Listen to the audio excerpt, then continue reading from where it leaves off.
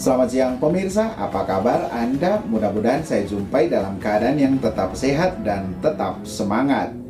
Berjumpa lagi kita di program liputan khusus Suaranet TV bersama saya Silve. Pemirsa, PLN UIP Nusra terus meningkatkan layanan pasokan listrik terhadap pelanggan di seluruh daratan Flores. Peningkatan layanan ini dilakukan dengan cara pengembangan beberapa pembangkit listrik tenaga panas bumi PLTP atau geotermal. Di antaranya adalah PLTP Ulumbu dan PLTP Mataloko. Rencana pengembangan ini pun berjalan tidak semulus yang diharapkan. Muncul kelompok pro maupun kelompok kontra. Kedua kelompok ini pun masing-masing menyajikan materi tentang baik dan buruknya energi listrik yang bersumber dari tenaga panas bumi atau geotermal kepada masyarakat, terlebih khusus isu mengenai kerusakan lingkungan. Lalu, betulkah isu kerusakan lingkungan terjadi akibat PLTP Mataloko? Simak liputan khusus Suaranet TV.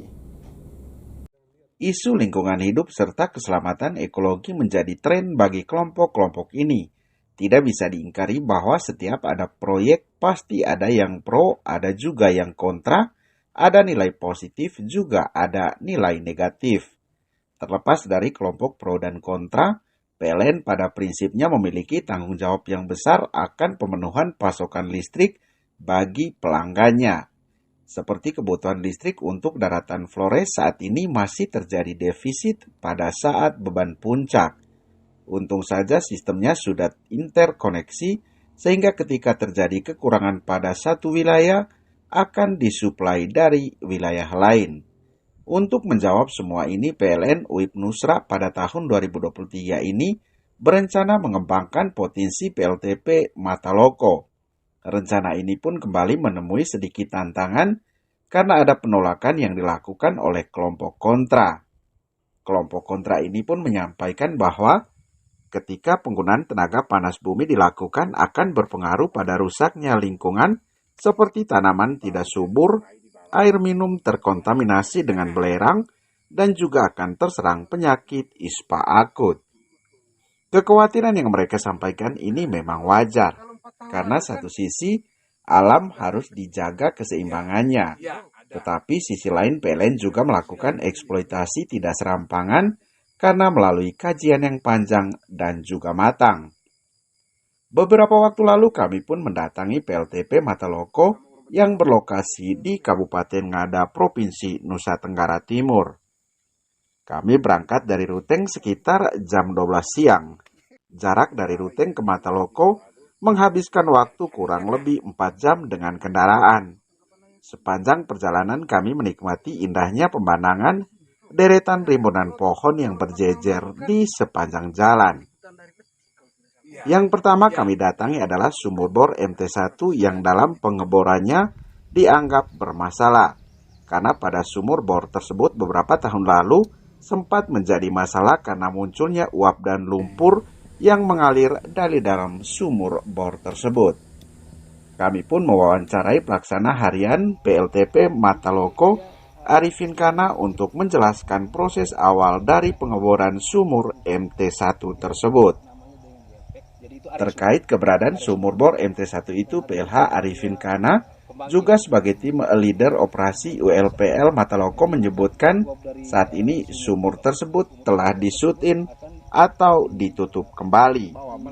Pengeboran sumur MT1 dilakukan oleh pihak Kementerian SDM pada tahun 2000. Kondisi uap yang tidak sesuai, maka sumur MT1 disutin atau ditutup kembali oleh pihak pengebor, dan selanjutnya aset tersebut diserahkan kepada PT PLN melalui SK Penugasan Wilayah Kerja Panas Bumi WKP Mataloko. Saat ini, kata Arifin, sumur tersebut tidak digunakan karena tidak memenuhi syarat akibat kandungan uapnya tidak mencukupi untuk menggerakkan turbin. Dan awalnya, kata dia, sumur tersebut adalah sumur eksplorasi, bukan sumur produksi. Dijelaskan Arifin, PLTP Mataloko telah beroperasi sejak tahun 2010 sampai tahun 2011. Setelah setahun beroperasi PLTP Mataloko, terjadi kerusakan pada sistem pembangkit. Setelah dilakukan perbaikan pada tahun 2013, PLTP Mataloko kembali diaktifkan sampai tahun 2015. Saat ini pembangkit PLTP Mataloko tidak berfungsi karena uap berkapasitas 5 MW tidak dapat menggerakkan turbin. Untuk itu jelas Arifin pihak PT PLN sedang melakukan pengembangan terhadap PLTP Mataloko di Kabupaten Ngada. Untuk wilayah yang memiliki potensi panas bumi, kata Arifin, keberadaan kawah menunjukkan bahwa di daerah tersebut memiliki potensi panas bumi. Isu lingkungan akibat dampak pengeboran panas bumi di sekitar lahan warga jelas Arifin, kenyataannya tidak ada masalah, serta keberadaan sumur bor PLTP Mataloko tidak berdampak signifikan terhadap lahan warga. Terkait pemagaran keliling yang dilakukan oleh pihak PLN pada lokasi pemboran sumur MT1, sebut dia, agar membatasi aktivitas warga menuju lokasi bekas sumur bor tersebut. Selamat siang pemirsa, ya saat ini kami berada di lokasi pengeboran PLTP Mataloko Kabupaten Bajau Ngada, dan kami berada di lokasi sumur MT1. Dan ini seperti yang diketahui, isu yang selama ini beredar bahwa ya pengeboran ini dianggap gagal dan juga dilakukan oleh pihak PLN. Ya kami sampaikan pengeboran ini ada instansi lain yang melakukan pengeboran awal. Dan memang ya dalam perjalanannya ternyata tidak memenuhi syarat. Nah, untuk mengetahui nanti seperti apa kejadian yang sebenarnya seperti yang terjadi saat ini, memang di sini ada lubang bekas pengeboran dan saat ini sudah ditutup lagi. Dan resiko yang seperti tersebar selama ini seperti unsur H2S yang mempengaruhi penduduk sekitar dan juga tanaman seperti yang terlihat masih wajar-wajar saja. Dan juga masyarakat ya sempat kami tanya juga. Kemarin juga sempat kami melakukan eksplorasi di sini bahwa ada jenis ternak seperti sapi, lalu kemudian juga ternak yang lain masih berkeliaran di seputaran sumur bor MT1 ini. Dan juga sekarang sudah dilakukan pemagaran ini demi kenyamanan warga di sekitar, dan juga sepertinya ini sudah beralih tanggung jawabnya ke pihak PLN ya. Nah, untuk mengetahui seperti apa kejadian yang sebenarnya sudah ada Pak Arifin ya, petugas dari PLTP Mataloko. Selamat siang. Selamat siang. Ya, oke Pak Arifin. Ya seperti yang terlihat sekarang ini sumurnya sudah tidak digunakan. Kira-kira seperti apa prosedur awalnya? Pengeborannya kenapa kemudian ditutup kembali? Baik Pak. Jadi untuk informasi awal dilakukan pengeboran untuk MT1 ya, di Mataloko ini dilakukan oleh Kementerian. Ya, Kementerian. Itu tahun berapa? Sekitar tahun 2000 untuk MT1. Sekitar tahun 2000 dilakukan pengeboran. Kemudian setelah dilakukan pengeboran, karena kondisi uap yang tidak bagus, hasil pengeboran tidak bagus, akhirnya sumur MT1 itu ditutup kembali. Ya, oleh pihak pengembor. Iya, oleh pihak pengebornya itu ya. Untuk karena itu tadi, karena kondisi sumurnya yang tidak sesuai dengan harapan lah. Ya. Karena tidak bagus, akhirnya statusnya itu di shoot in, ditutup. Iya. Lagi. Nah, sejak kapan kemudian PLN ambil alih? Kemudian apakah dilelang atau seperti apa prosedurnya? Untuk penyerahan aset ini ya. Ya. Jadi jadi status untuk Mataloko sendiri, statusnya itu dijadikan WKP itu sekitar tahun 2015 karena ada SK untuk penetapan menjadi WKP wilayah kerja panas bumi Mataloko tadi. Nah, lalu sempat beroperasi dulu dari tahun berapa untuk PLTP Matalokonya? Jadi untuk operasi itu kita awalnya di tahun 2010. Awal operasi. Kita awal operasi kurang lebih setahun. Kemudian ada kerusakan, ada masalah di pembangkit, ada gangguan. Ya. Kita shutdown, kita stop operasi, kita lakukan perbaikan. Kemudian kita operasi lagi sekitar tahun 2016 2013 sampai 2015. 22 tahun ya. Iya. Jadi kita operasi terakhir itu 2015. 2015. Nah, lalu dari selama ini isu yang berkembang kemudian ya seperti ya saya saksikan sendiri ya, alamnya begitu tumbuh subur ya. Iya. Nah, isu yang kemudian ini berhubungan dengan sumur yang ini. Nah, terjadi kemudian semburan seperti katanya ada kawah ya, Iya. muncul akibat dari pengeboran ini. Pengeboran. Apa itu? Jadi mungkin bisa saya jelaskan sedikit, Pak. Jadi untuk wilayah yang memiliki potensi panas bumi, Ya. sebenarnya untuk keberadaan kawah itu atau kolam lumpur, Ya. nah itu sebenarnya menunjukkan bahwa di daerah tersebut ada potensi panas bumi seperti itu. Lalu kemudian dari sini sumur-sumur ini kira-kira apa dampaknya kemudian terhadap lingkungan, lalu kemudian juga masyarakat setempat, apa tanggapan mereka terkait dengan ya boleh dibilang ini adalah pekerjaan yang dianggap gagal begitu. Jadi sejauh ini PLN sudah mengambil beberapa langkah untuk untuk menepis isu-isu yang beredar di masyarakat, Ya. isu-isu negatif yang sudah beredar di masyarakat terkait keberadaan PLTP sendiri yang Ya. merusak lingkungan, merusak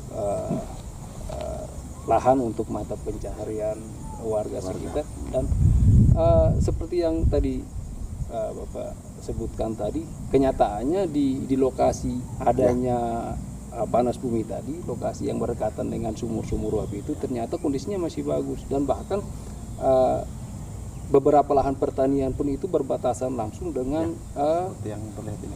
sumur uap tadi, sehingga sebenarnya keberadaan sumur uap itu tidak berdampak yang sangat signifikan terhadap lingkungan yang ada di sekitar situ. Nah, pemagaran ini dilakukan kapan oleh teman PLN? Nah, sebelumnya tidak dipagar seperti ini. Ya, sebelumnya yang tidak dipagar. Jadi pemagaran dilakukan sekitar tahun 2018, ya, sekitaran tahun itu, ya, supaya untuk mencegah jangan sampai ada akses yang masuk ke sini. Kan waktu itu kan ini masih ada sedikit uap, kan masih ada kawahnya di sini. Nah, jadi takut supaya jangan ada akses dari luar sehingga terjadi kecelakaan atau apapun di sini. Jadi PLN melakukan pemagaran. Oke. Nah, pengeboran ini kemudian apakah ini juga masuk rencana PLTP Mataloko untuk pengembangan PLTP ini? Ini salah satu sumur ya atau Tidak. Jadi untuk pengembangan nanti itu berada di lokasi yang berbeda di titik yang lain. Nah, Tapi masih ada di sekitar area desa ini juga pasti ada. masih di sekitar itu. Lalu lahan-lahan ini kemarin sudah di Untuk lahan sendiri sudah ganti untung apa sudah diganti untung lah pokoknya. Termasuk lahan yang kemarin sempat diisukan terkena dampak itu sudah kita lakukan ganti untung lah. Di tahun 2018 juga waktu itu. Berarti yang sumur yang MT1 ini termasuk yang ini, yang dua ini tidak, yang ini masih dipakai? Tidak, saat ini juga tidak dipakai lagi. Sama dengan ini? Karena memang uapnya juga sudah tidak ini lagi, sudah tidak ada lagi. Iya, sempat ya ke pembangkitnya itu sampai dengan hari kenapa tidak beroperasi? Jadi kenapa pembangkitnya sampai tidak beroperasi hari ini? Karena itu tadi, karena kita pasokan uap yang dari sumur uap pun sudah tidak ada, sehingga turbin tidak bisa kita operasikan lagi karena kan kita butuh uap untuk menggerakkan turbin tadi. Nah, itu kenapa? Dari berapa sumur yang ada di sini, apakah kemudian titik pengeborannya itu pas dengan titik koordinatnya atau memang hanya ciprat-cipratannya sehingga kemudian habis atau seperti atau pengeborannya seperti ini tidak berpotensi baik? Jadi sumur-sumur yang ada di Mataloko ini kan status awalnya itu sebagai sumur eksplorasi, Pak. Oh, eksplorasi. Bukan sumur untuk produksi ya. Benar. Jadi kemungkinan ya Pak, saat dilakukan pengeboran itu tidak pas di reservoir utamanya, reservoir kantong uap utamanya, sehingga seiring berjalannya waktu karena memang itu hanya ada mungkin kantung-kantung uap yang ada di sekitar kantung utamanya, sehingga lambat laun kan berkurang, habis dia. Dari isu yang kemudian disebarkan ini, padahal kan ini sudah lama tidak beroperasi. Nah, seperti misalkan pernapasan, lalu kemudian ternak dan lain sebagainya, itu sampelnya ambil dari mana itu? Kalau sejauh ini informasi yang kami dapat, karena kita juga sering koordinasi dengan layanan kesehatan terdekat di sini, kan ada puskesmas. Keluhan-keluhan terkait sesak nafas atau penyakit apapun yang diduga karena dampak dari ini tidak ada sebenarnya, Pak. Tidak ada. Kalaupun ada, itu bukan karena efek dari sini, bukan efek dari apa? Dari gas atau dari pengeboran atau apapun itu sebenarnya. Ya, karena kalau dilihat ya dari tahun 2016 ya. 2015 itu terakhir. Iya, terakhir ini kita. Ya. Lalu kemudian kelompok-kelompok yang kontra ya. Iya. Pelarang pengembangan, kan kemudian pertimbangannya adalah kesehatan masyarakat, lingkungan dan lain sebagainya. Ya, tapi hari ini ya pemirsa, kami saksikan di sini seperti yang terjadi di Ulumbu juga. Artinya tumbuh-tumbuhan dari warga sekitar, lalu kemudian isu penyakit seperti ISPA dan lain sebagainya itu memang terbantahkan setelah kami pergi menginvestigasi langsung di lokasi PLTP Ulumbu. Dan hari ini juga kami saksikan sendiri di PLTP Mataloko ya, karena memang beroperasinya itu berhenti tahun 2015 dan itu juga karena kekurangan uap ya untuk menggerakkan turbin. Nah, rencana pengembangannya kemudian juga mendapatkan sedikit halangan ya. tantangan lah ya. Yang kemudian juga teman-teman di PLTP Mataloko melakukan kajian yang mendalam dan juga melakukan kesepakatan dengan warga di sekitar ya, walaupun pro dan kontra, tapi ini adalah dinamika yang kemudian perlu dipetik hikmahnya seperti apa. Lalu kemudian juga teman-teman PLN saya yakin ya semakin matang untuk kemudian melakukan kajian ya. Karena beberapa tempat juga lakukan pengembangan ya terhadap PLTP. Iya. Jadi selain di Mataloko juga Ulumbu ya, ada pengembangan juga. Ya, berarti untuk suplai listrik sendiri selain dari Rangko, Ulumbu itu terkoneksi untuk daerah sekitar sini. Untuk suplai listrik untuk Flores sendiri saat ini kita sudah disuplai oleh beberapa pembangkit besar ya. Kita sebut saja dari Labuan Bajo ada PLTMG Rangko, terus ada PLTP Ulumbu, terus ada PLTM Dungga, ada Dungga itu di mana? Dungga itu di Ende, PLTA. PLTM. Terus ada juga PLT Uropa. Ropa Ende juga. Ropa itu di Ende juga. Terus PLTMG Wairita di Mamere. Dan satu lagi PLTP Sukoria. Jadi kita sudah disuplai dari beberapa pembangkit besar itu. Yang terkoneksi untuk yang terhubung lewat interkoneksi sistem Flores. Sistem Flores. Iya. Nah, apalagi kalau misalkan ini nanti rencana ini untuk pembangkit kira-kira berapa megawatt ya untuk pengembangan Mataloko ini? Untuk Mataloko itu 2 kali 10 megawatt. Berarti 20. Iya. 20 megawatt. Nah, dari pengembangan itu sendiri kemudian teman-teman dari PLTP langkah apa yang kemudian dilihat? Apakah kemudian efek lingkungan seperti yang diisukan, lalu kemudian ganti rugi atau ganti untung ya dari ini? Lalu tanggapan masyarakat sendiri terhadap pengembangan itu merujuk pada mereka menganggap ini adalah pemicu kemudian semua masalah yang di sini seperti apa?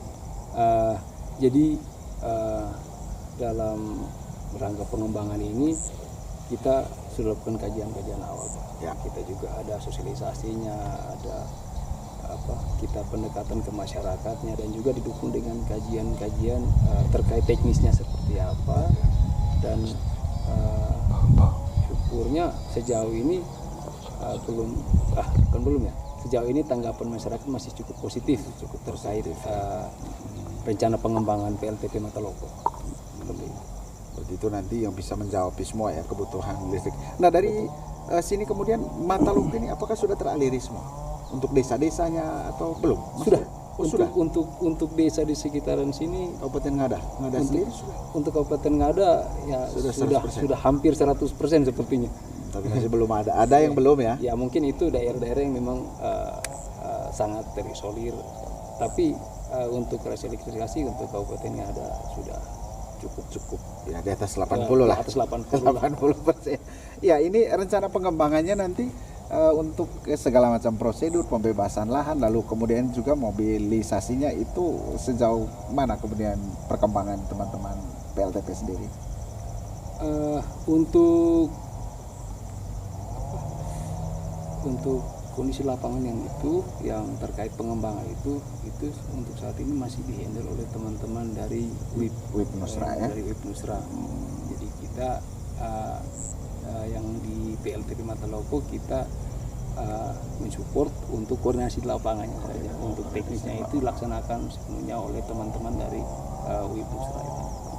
Oke, ya baik ya pemirsa, itu tadi sedikit ya wawancara kami dengan Pak Arifin, merupakan salah satu petugas dari PLTP Mataloko terkait dengan ini tadi ya, sumur bor MT1 yang kemudian menganggap bahwa pemicu munculnya kawah di sebelah bawah ya. Nanti kita akan ke sana saksikan seperti apa kawahnya, apakah memang betul itu karena koneksi dari sini ini ditutup lalu muncul di sana. Nah, ini juga Pak Arifin ya, ini nanti sistem kalau misalkan itu pengembangan sistemnya begini semua ya, tidak membuat pembangkit di daerah di sini misalkan, berarti uapnya saja di bawah diantar pakai ini ya, begini kalau pengembangan. Mungkin nanti dia skemanya mungkin seperti ini. Nanti ada wilayah yang khusus kita sebut namanya dengan wellpad. Jadi itu area sumur, area sumur uap. Dan ada juga area pembangkit. Jadi mungkin akan dibuat terpisah. Nanti akan dari uap dari sumur uap tersebut akan bawa melalui pipa, dialirkan melalui pipa-pipa uap yang terinstal dari area wellpad menuju ke pembangkit listrik. Berarti isu yang selama ini misalkan begitu di bor di situ dibikin pembangkit lagi kan tidak? Tidak. Berarti akan diantar ke sana melalui pipa seperti ini. Iya. Lalu sistem safety-nya seperti ini kah? Iya. Gambaran umumnya? Iya. Jadi ini gambaran untuk sumur uap itu kira-kira seperti ini. Oke. Saat ini PT PLN dalam proses pengembangan pembangkit listrik tenaga panas bumi Mataloko di Kabupaten Ngada yang berkapasitas